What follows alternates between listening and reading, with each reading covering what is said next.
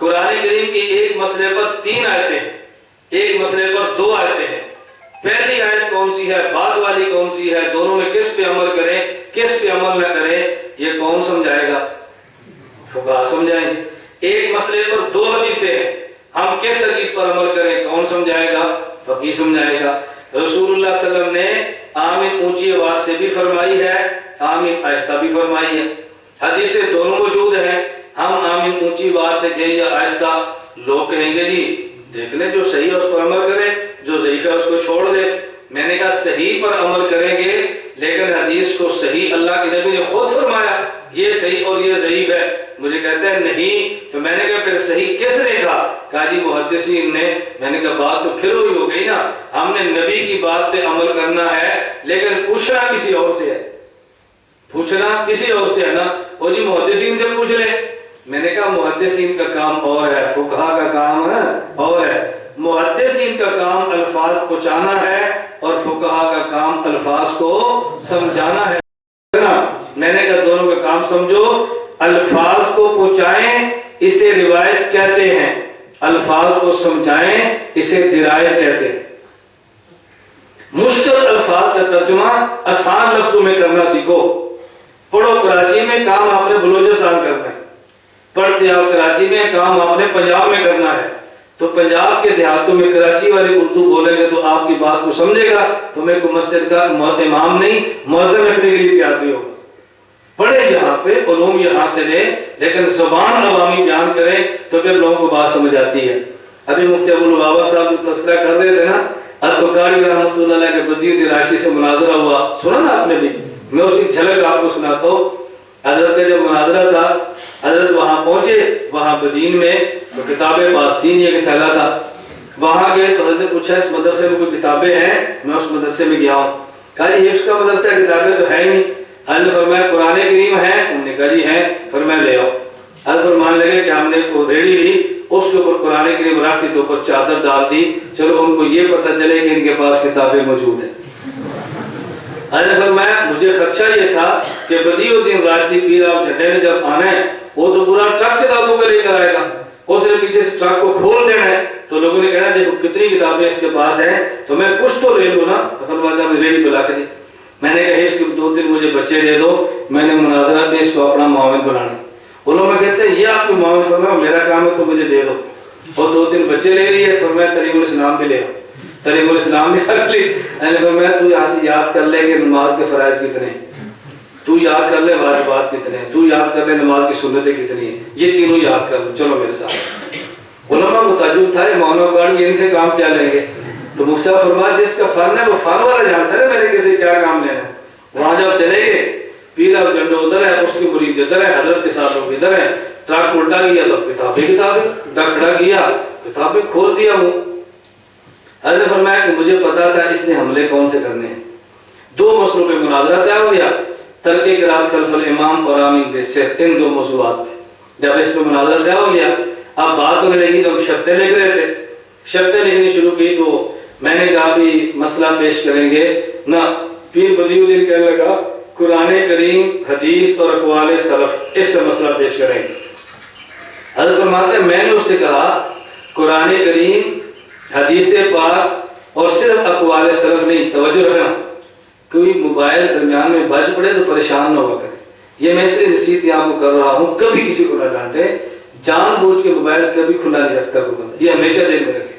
آدمی بھول جاتا ہے تو بھولنے والے کو ڈانٹنا کتنی بری بات ہے۔ یہ میں اس لیے باتیں سمجھا رہا ہوں، کل آپ نے علاقوں میں کام کرنا ہے، آپ نے عوام میں رہنا ہے، چھوٹی چھوٹی بات لڑنا نہ شروع کرنا۔ کبھی ہم خطبے میں ہوتا ہے کسی کا موبائل بج جاتا ہے، کبھی نماز پڑھاتے ہیں موبائل بج جاتا ہے، عوام اور مولوی کی لڑائی شروع ہو جاتی ہے۔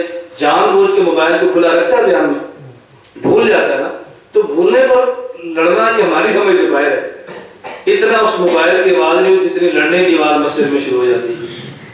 چلیں شرطیں چل رہی تھی قرآن، حدیث اور اقوال۔ حضرت فرماتے میں نے کہا قرآن پیش کریں گے، حدیث پیش کریں گے اور مفتہ بھی قول سلف کا پیش کریں گے۔ مجھے پتا تھا اس نے مولانا عبدالحی لکھنوی رحمۃ اللہ علیہ کے وہ اقوال پیش کرنے ہیں جس پر فتویٰ نہیں ہے۔ بندہ تو فقیہ ہے تو ہمارا حنفی، لیکن ان پہ فتویٰ نہیں ہے، مفتہ بھی قول پیش کریں گے۔ پیر بدیع الدین راشدی کہنے لگا ان کو کیا پتا مفتہ بھی قول کیا ہوتا ہے؟ حضرت نے فرمایا سمجھا میں لیتا ہوں، لکھ تو لے۔ مفتہ بھی قول سمجھا میں لیتا ہوں، لکھ تو لے۔ اس نے کہا ان کو کیا پتا؟ حضرت نے فرمایا عوام کو متوجہ کر کے کہ آپ کے پیر صاحب کہتے ہیں مفتہ بھی قول پیش نہیں کریں گے، میں کہتا ہوں مفتہ بھی قول پیش کریں گے۔ مفتہ بھی عربی زبان کا لفظ ہے، یہ فتح سے بنا ہے۔ فتح کہتے ہیں جوان اور پکے آدمی کو، میں کہتا ہوں پکے قول پیش کریں گے، یہ کہتا ہے کچے قول پیش کریں گے۔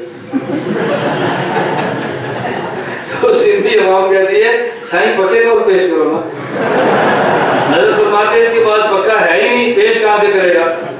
میرے پاس کتابوں میں پکے قول ہے، اس کے پاس کچے قول ہے، اس لیے کہتے ہیں کچے قول پیش کریں گے، میں کہتا ہوں پکے پیش کریں گے۔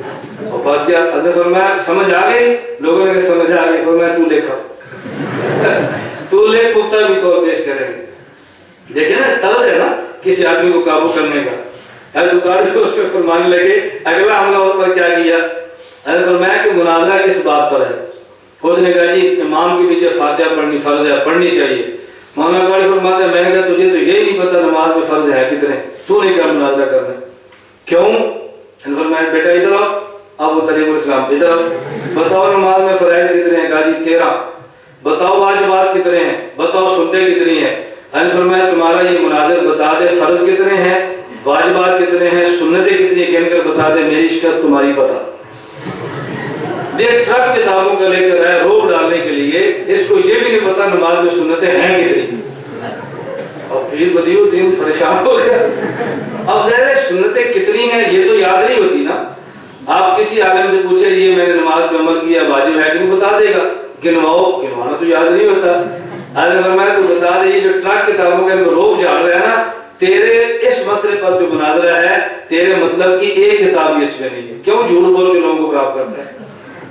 اب دیکھو کتنی عجیب طرز ہے گفتگو کرنے کا۔ حضرت کو خدا نے بہت نوازا تھا، اللہ ان کی قبر پہ کروڑوں رحمتیں نازل فرمائے، اللہ ان کا صدقہ پوری دنیا میں جاری فرما دے۔ میں خیر سمجھا رہا تھا، اب ایک مسئلہ اس پر عمل کیسے کریں گے؟ حدیث صحیح ہے تو مان لو، ضعیف ہے تو چھوڑ لو، بھئی کون بتائے گا صحیح ہے کون بتائے گا صحیح؟ میں وہ بات کہہ رہا تھا آپ عوام کو سمجھاؤ، نبی پاک کی حدیث کے الفاظ نقل کرنے کو روایات کہتے ہیں، روایت، اور الفاظ کا معنی سمجھانے کو درایت کہتے ہیں۔ بھئی الفاظ بتائیں گے کون؟ محدثین۔ اس کا معنی روایت پہ عمل تب ہوتا ہے جب اعتماد محدثین پہ کریں، اور درایت پر عمل تب ہوتا ہے جب اعتماد فقہا پہ کریں۔